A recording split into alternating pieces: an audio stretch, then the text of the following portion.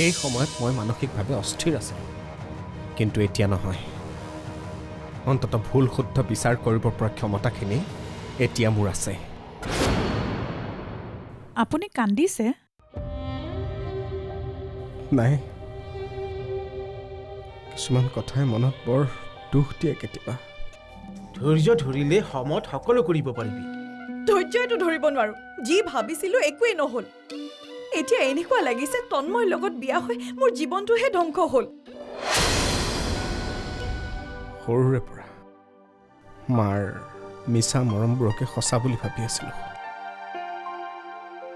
কিন্তু লাহে লাহে ডাঙৰ হৈ উপলব্ধি কৰিব ধৰিলোঁ যে সেই মৰমবোৰ সঁচা নহয়। তথাপিও সহ্য কৰিলোঁ। কথাবোৰ যে এনেকুৱা পৰ্যায়লৈ যাব মই কেতিয়াও ভবা নাছিলোঁ। ঘৰ এখন ভালদৰে গঢ়ি তুলিবৰ বাবে স্বামী স্ত্ৰীৰ সম্পৰ্কটোওতো ভাল হ'ব লাগিব। এবাৰ ভাবি চাওকচোন, যিজনী মানুহক আজিলৈকে অকলশৰীয়াকৈ একো দায়িত্বই দিয়া হোৱা নাই, যিজনী মানুহে আজিলৈকে নিজৰ অধিকাৰেই পোৱা নাই, সেইজনী মানুহে বাৰু নিৰাপত্তাহীনতাত ভুগিবনে নাই? অঁ তন্ময়, মোৰ মেডিচিনকেইটা শেষ হৈছে, যাচোন সোনকালে ফাৰ্মাচীৰ পৰা লৈ আনগৈ। কি হ'ল, বহি আছো যে? যা আকৌ সোনকালে। কি বুলি ভাবিছা? কি বুলি ভাবিছা তুমি মোক?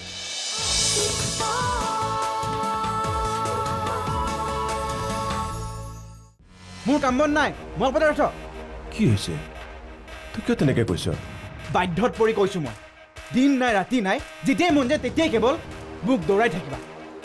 ইটো আন সিটো আন। অলপ অলপ ভাবি চাব লাগে। মোৰতো কাম থাকিব পাৰে, ময়ো ব্যস্ত থাকিব পাৰোঁ।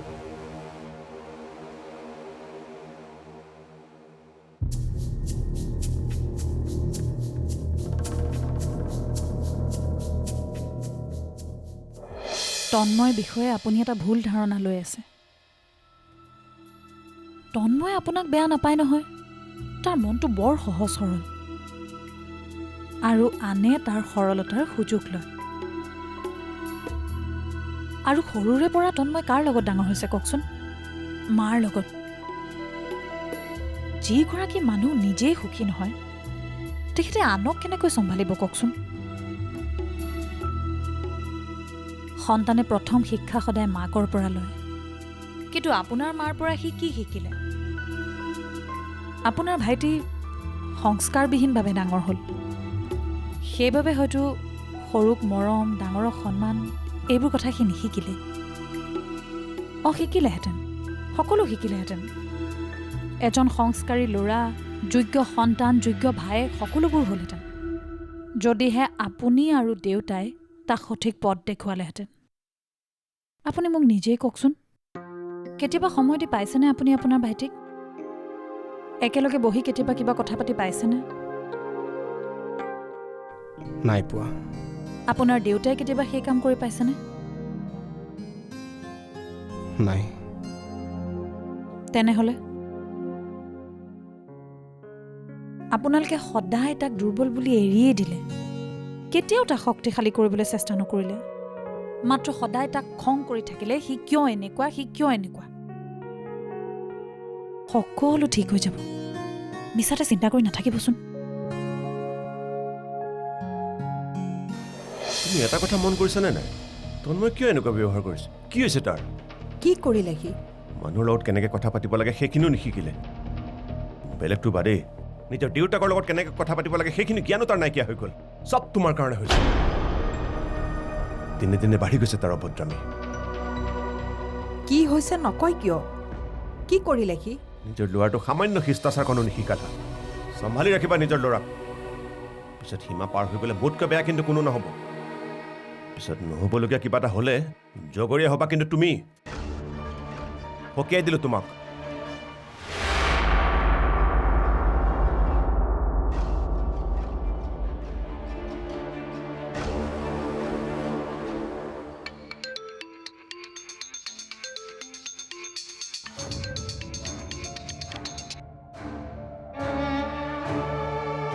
হেল্ল', কি কৰিছ তই?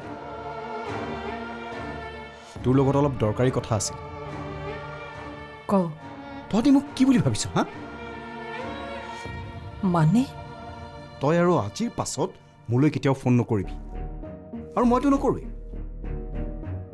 এতিয়াৰ পৰা সকলো শেষ কি কৈ আছ এইবোৰ তই কিয় নকম মই তোৰ গিৰিয়েৰে সদায় মোক বেয়া ব্যৱহাৰ কৰি থাকিব মিছাতে বদনামৰ ভাগি কৰি থাকিব আৰু মই কি সদায় সহ্য কৰি থাকিম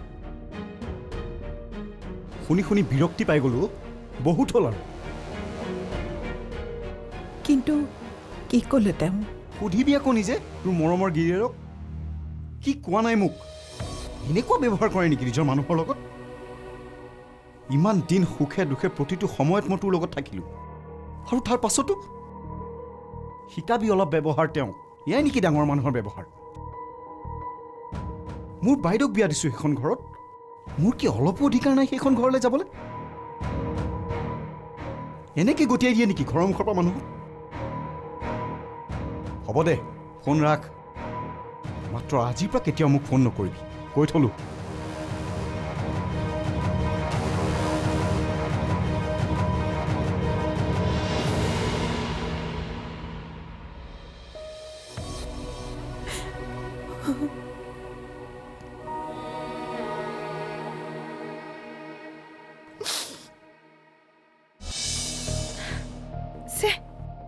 তেতিয়া মই তন্মক তেনেকৈ ক'বই নালাগিছিল ক'ত বা গুচি গ'ল এতিয়া দেখোন ফোনটো ৰিচিভ কৰা নাই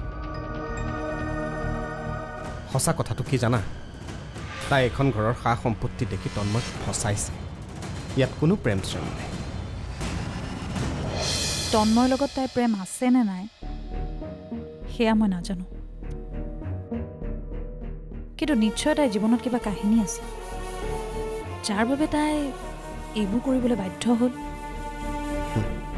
তাৰমানে তুমি কি ক'ব বিচাৰিছা শিখা ভাল মোৰ কিন্তু এটা সপোন আছে ঘৰখনৰ মানুহবোৰক একেলগ কৰাৰ ঘৰখনৰ সুখ শান্তি ঘূৰাই অনা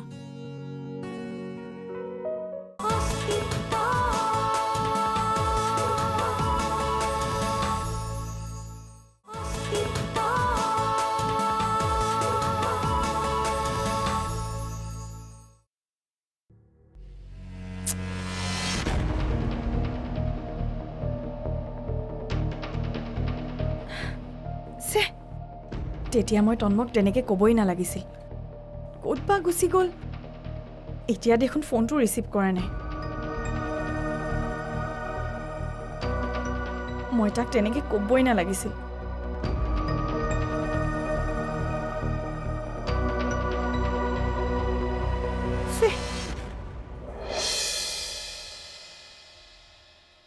আৰু শিখা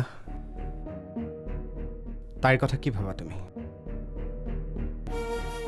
তাইৰো কোনো স্বাৰ্থ নাই নিজতকে বয়সত সৰু ল'ৰা এটাৰ লগত বিয়া হৈ আহিছে তাই নিশ্চয় কিবা লাভৰ উদ্দেশ্যেৰে আহিছে এইখন ঘৰলৈ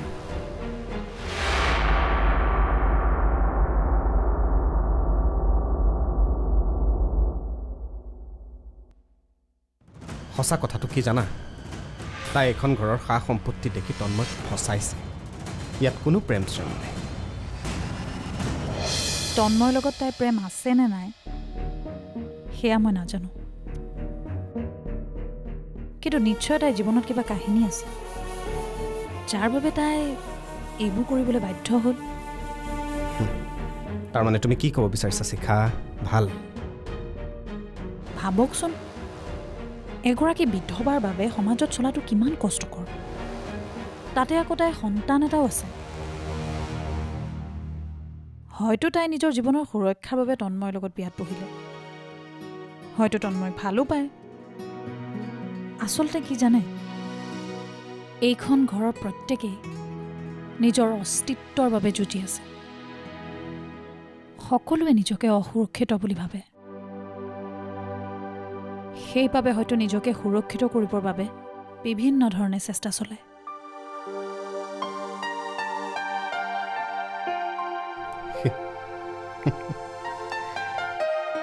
ঠিকেই কৈছা তুমি এই ঘৰখনত প্ৰত্যেকেই নিজৰ অস্তিত্বৰ বাবে যুঁজি আছে মায়ে নিজৰ ঘৰখনত নিজৰ অস্তিত্বৰ বাবে যুঁজি আছে তন্ময় নিজকে আমাৰ আগত যোগ্য প্ৰমাণ কৰিবৰ বাবে যুঁজি আছে আৰু শিখাও তেনেকুৱাই মোৰ কিন্তু এটা সপোন আছে, ঘৰখনৰ মানুহবোৰক একেলগ কৰাৰ, ঘৰখনৰ সুখ শান্তি ঘূৰাই অনা।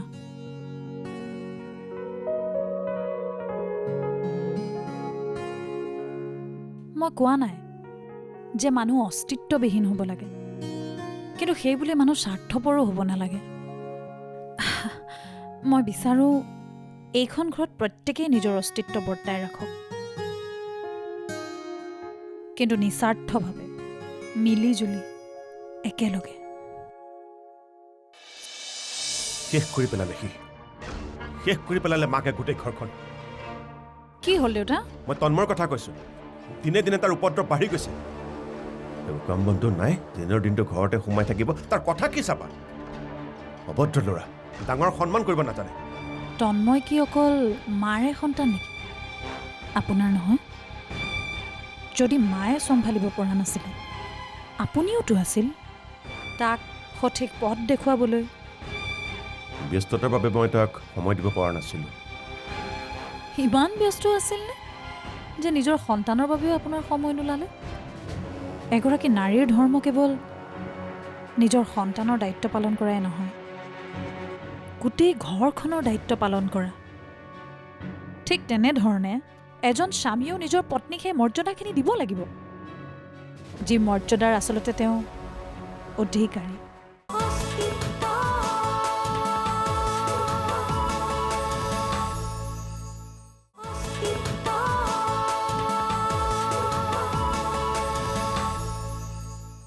মই বিচাৰোঁ এইখন ঘৰত প্ৰত্যেকেই নিজৰ অস্তিত্ব বৰ্তাই ৰাখক, কিন্তু নিস্বাৰ্থভাৱে মিলিজুলি একেলগে। স্বাৰ্থপৰ হৈ মিছা মৰমৰ বান্ধোনেৰে নহয়, নিস্বাৰ্থ মনেৰে মৰমৰ বান্ধোনেৰে ঘৰখন বান্ধিব বিচাৰোঁ।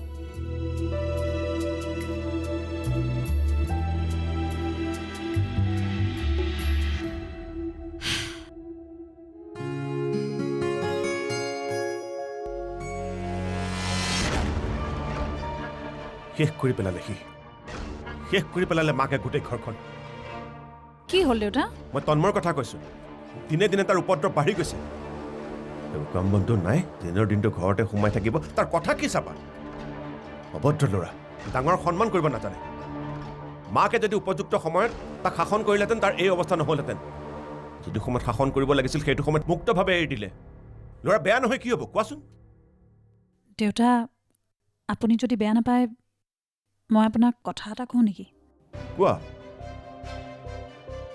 মানুহ হিচাপে হয়তো আপুনি খুব ভাল, কিন্তু কিছু কিছু ক্ষেত্ৰত আপোনাৰো কিন্তু দুখ নথকা নহয়।